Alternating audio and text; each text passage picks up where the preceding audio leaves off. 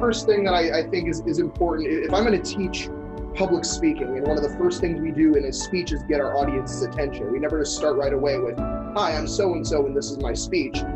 We always want to start with an attention getter that relates to the overall speech but still leads our audience in without kind of giving away the chase.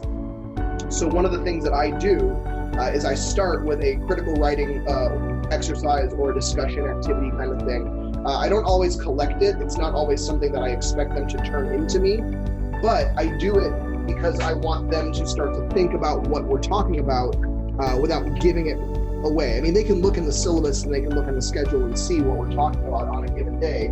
But like just yesterday when I talked about language and how we use language in our speeches, I began with an exercise where I had them write 3 to 4 different haikus.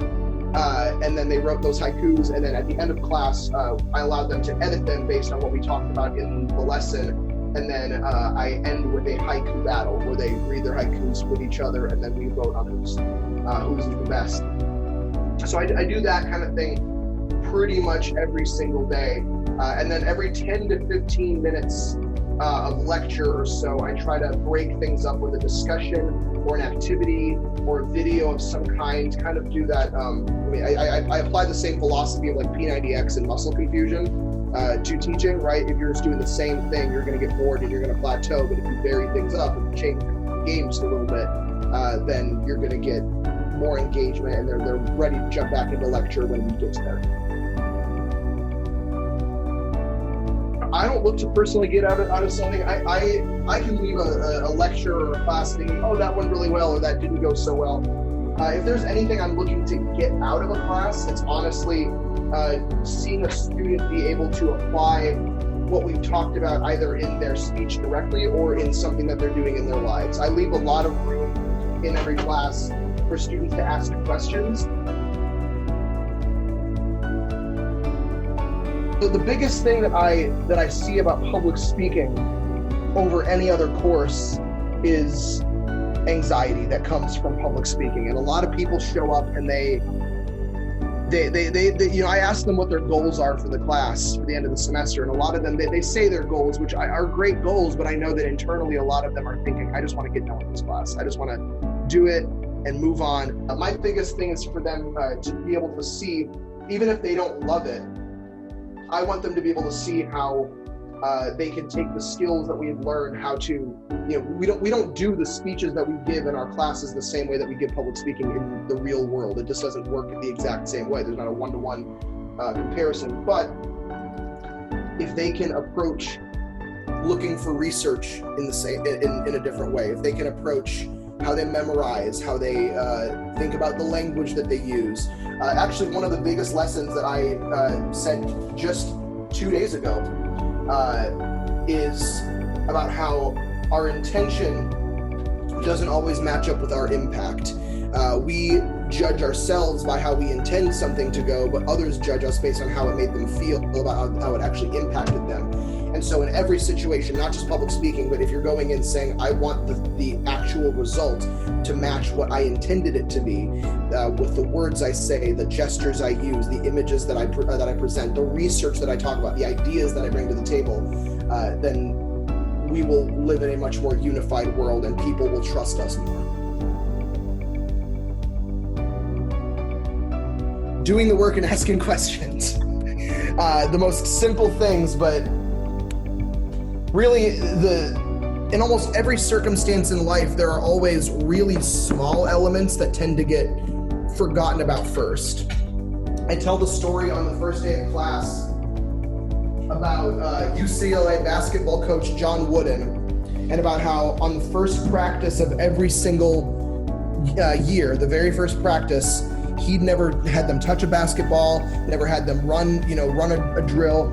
He had them sit on the bleachers and put on and take off their socks for 2 hours. And when he was asked about that, his response was, well, when your socks don't fit right, your shoes don't fit right. And when your shoes don't fit right, then you get blisters when you run. And when you have blisters on your feet, you can't run on the court and you can't win basketball games and you can't win championships. And so we know what the end goal is. We know what the big result is that we want. But if we don't focus on doing those small things the right way, those seemingly inconsequential things, everything's going to stack on top of that.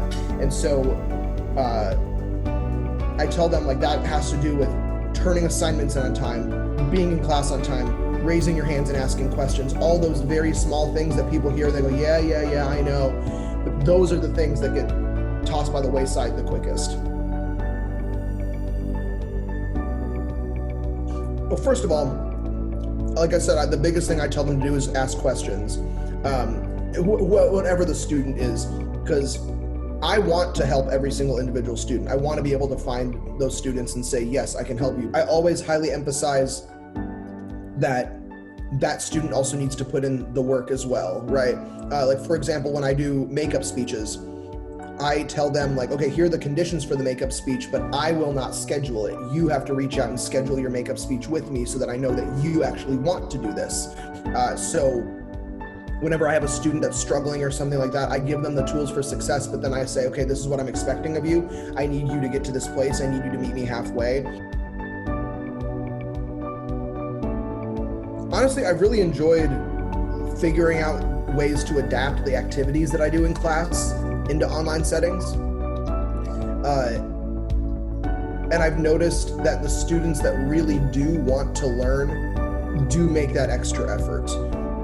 It can become very easy for, okay, I'm online, I don't have to put in that extra work, but I get more emails now and I answer way more emails than I've done before, which I expected because we're online, but the emails are, you know, they're way more important.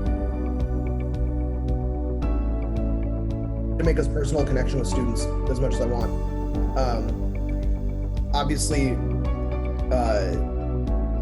people can stay after class in the Zoom meetings and they can ask questions, they can do whatever, but I feel like when I'm in the room, I can make better connections with people. I always try to get to my class very early, and then I talk to the students that are already there, getting to know who they are, getting to know their stories, joking, figuring out their senses of humor. So losing kind of that personal connection is a little bit tougher, but I still have been able to make those connections, which has been good. It just hasn't been at the level that I would have liked it to be. I wouldn't say I picked up anything new. I got deeper into things that I was already kind of doing. I learned a lot more recipes. I love to cook, so I learned a lot more recipes to cook. I would say like I would never consider myself like a mixologist, but I got way more into like mixing cocktails in quarantine, like how to make a really good margarita, knowing like all the right portions of everything. And then one thing I do, and I've been doing a lot more, I did a lot more, especially in the early part of the quarantine, is rollerblade. I love rollerblading. I've always been rollerbladed, but I have blades and I live really close to campus, so I can just go to campus and rollerblade around and through campus and back to my apartment, and it's good exercise.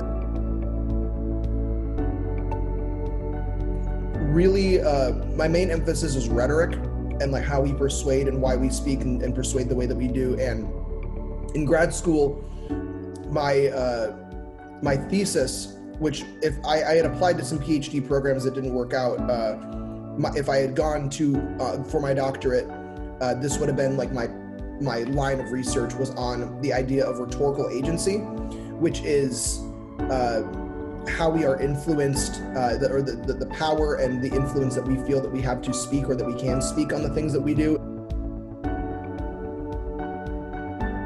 The atmosphere and the people, honestly. I've never felt so supported by a university, by a department, by colleagues, my coworkers.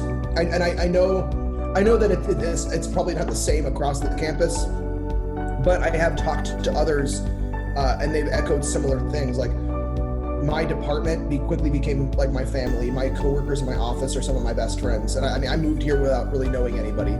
So getting to know them really, really well and growing in friendship with them. And just the way that the campus wants to support its faculty and wants to support its staff and students. I've always liked college towns. I think the local things that college towns offer is always really cool. I like, the local coffee shop, little restaurants and stuff. I like that there are places that students go that are more student-centered downtown, but then there's also places that faculty and more adults go. Like I know that there are, when things are open, I don't go to Backstreets often because Backstreets is way more students. I don't go to Charleston a lot because Charleston is way more students. I go to Nick's because Nick's is where a lot of the faculty go. But I love that we're also so close to so much nature. We're so close to, Y Beach, and we have, the experimental forest, and we have all these hiking trails. I honestly, I think the biggest thing about Clemson that I would say, in the town, honestly, is its proximity to Greenville. Greenville is one of my favorite places ever, and I do intend on moving. If I'm here in South Carolina long term, I do plan on moving up to Greenville at some point. But I do love its access to a lot of nearby things. Being downtown, 2019, January, when we won the championship, that was definitely my favorite memory. That was so special. Being a Minnesota sports fan, all of our championships that we've ever won were either before I was born or when I was really, really young. So I don't remember them. I was at the Metrodome when Kirby Puckett and the Twins won the World Series in 1991. I was there, but I don't remember it because I was a baby. Yeah. So being able to be around all those fans, just all united, watching us win, and getting to celebrate in that, and then going into that week of teaching, and everybody's just on this massive emotional high. That was probably that's something I will never forget. I haven't gone to many games. I wear Clemson colors on the day, and I watch the game. The same advice that I would give to any student, which is make connections with your professors. In gen eds and stuff like that, it's important too, right? I'm much more willing and able to work with a student who I can put a face to a name, and I can know them and I can work with them. But in the major, if you're going to be spending a lot of time with these people, if you're going to be taking multiple classes with them, make connections with them, get to know them, get to know their research. They'll be more willing to help you and advise you in all the things. So, that's the biggest thing. I know that it can be tough in times like this to be, I think a lot of people make the mistake whenever things are rough in general to be okay, well, what's the purpose of all of this?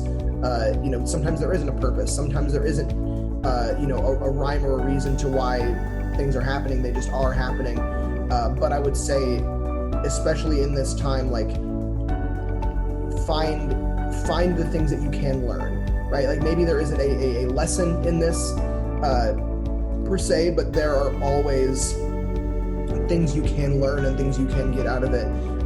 And once this is over, we'll be able to apply all of those things. So I always tell my students at the end of every semester, ask yourself whatever situation you're in, are you spending or are you investing? Because if you're spending, you're just giving something and you're getting an immediate thing back, but you're not getting a long-lasting return. If I spend money on something, I'm getting that thing and I'm probably going to use that thing. But when I'm investing money, I don't necessarily see the immediate return, but I do know that when I invest, and if I invest well, I'm going to see a greater return on that thing. So in any class, a major class, a gen ed, public speaking, you can spend your time in that class. You can spend your time doing something in quarantine, but when you invest your time, you know that at the end, you're going to have something worthwhile left.